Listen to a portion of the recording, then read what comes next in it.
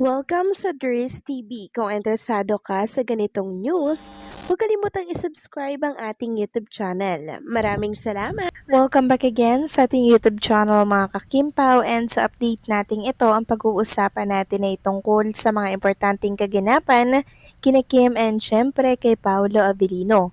Pero bago po ang lahat, maraming salamat sa inyong patuloy na pagsuporta at pagsubaybay sa mga daily update natin. Kaya naman bilang pasasalamat, narito po ang ilang napili kong komento patungkol ito sa naging previous update. Unang komento mula po ito kay Ginang Norma Dayag. Sabi niya, life is what we make it.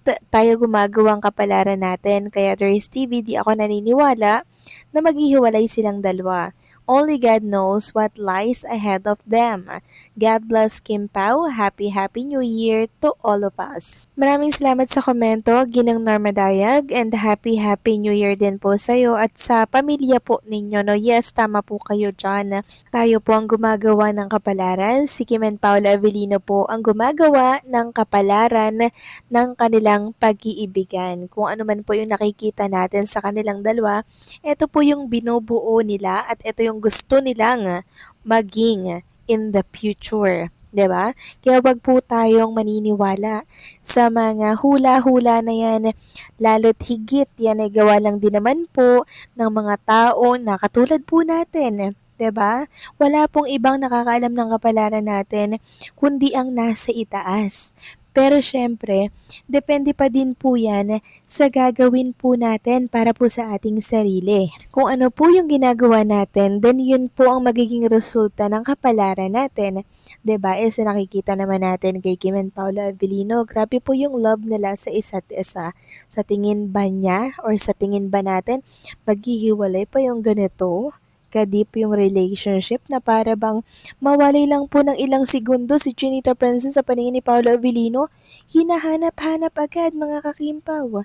Kaya sa tingin nyo, maghihiwalay pa ba yan? Parang hulog na nga si Paolo Avellino kay Chinita Princess. At syempre, ganun din si Chinita Princess kay Paolo. Mutual understanding ang nararamdaman nila sa isa't isa. Kung anong pinapakita ni Paolo kay Chinita Princess, yun din po ang sinusukli ni Kim Cho kay Paolo. At doon pa lang, finish na mga kakimpaw.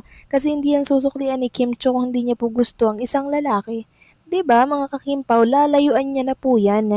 Pero iba kasi yung nakikita natin kay Kim Cho at kay Paula Avellino Talagang love na love nila ang isa't isa at doon pa lang finish na po mga kakimpaw. Kaya huwag kayong maniniwala sa mga hula-hula na yan, okay? So maraming salamat po sa komento, Ginang Norma Daya. God bless po sa inyo and pag-iingat kayo palagi. At ang next comment naman, mula po kay Ginang Rose Maridiano. Sabi niya, last year sa New Year, wala siyang post kasi magkasama sila.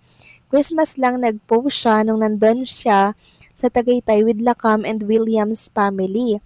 Nagparapol pa siya sa FB at namigay ng pera. Yes, tama po kayo dyan, Ginang Rose Maridiano. Natatandaan ko po na namigay ata si Kim Cho ng tagpa 500, no? Nag-live po siya. And talaga namang parang ginawa niya po talaga yun para mag-share. Pero ngayon kasi mga kakimpaw, alam naman natin ang pinagdaanan ni Kim Cho.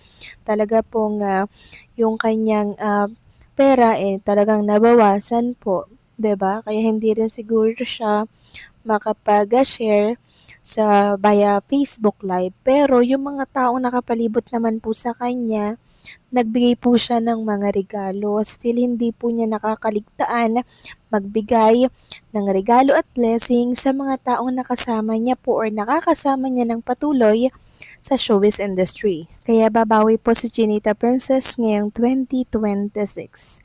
So maraming salamat sa komento, Ginang Rose Maridiano. Patuloy nating ipag-pray si Kim. Ganon din si Paula Avellino. Okay?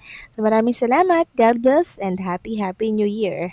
So ito na nga, pag-usapan na natin mga kakimpaw ang mga topic po na nakalap natin sa gabing ito at unahin na nga nating pag-usapan yung kakatapos lamang na post ni Kim Cho sa kanyang Instagram account na kung saan pinagtatalunan ngayon. Meron kasing nagsasabi na ay throwback lang yan. Sabi ng iba ay late post lang yan. Meron pang nagsabi na ay latest photo yan ni Kim, no? Diyan daw sa Balisin. So, saan ba tayo maniniwala mga kakimpaw? Sabi nga dito ng Kimpo couple forever, ang ganda ng shot pero parang throwback pic niya ng beach gateway niya, parang sa Valisin ba ito? Miss niya na siguro mag-beach, di bale lapit na Kimi mag-summer. Sorry, kanya-kanya opinion, pero kung now yan, okay, Kimi wait natin ang pagkata ni Kimi.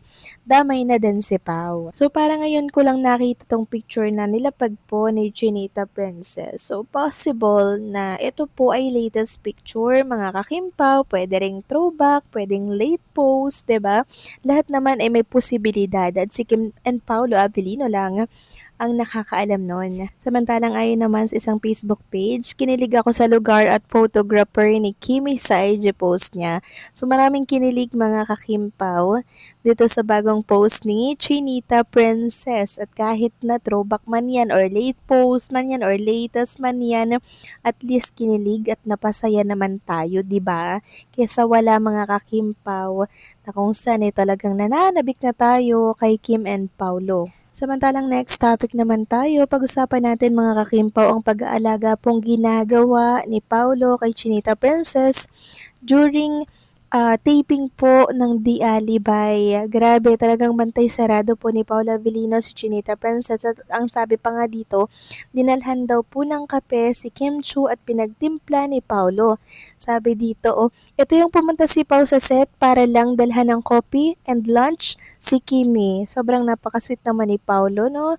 Kaya si Kim Chu maalaga din po kay Paulo. So doon pa lang po sa ginawa ni Paula Avellino mga kakimpaw, nagpapakita na po ito ng pagmamahal at pagbibigay po ng importansya kay Chinita Princess. Ikaw ba naman si lalaki? Mag-e-effort ka ba naman ng ganyan kung katrabaho, 'di ba? Or kaibigan mo lang yang si Kim Chu, 'di ba? Hindi po. Meaning lang nito mga kakimpaw, nagpapakita po talaga sila ng deep relationship. Ganon din po si Chinita Princess. Talagang gumigising po siya ng maaga para po paglutuan si Paula Avellino ng maanghang na ginatang kalabasa na may hipon na marami pong sili. Just for Paolo Avellino lang yun ha.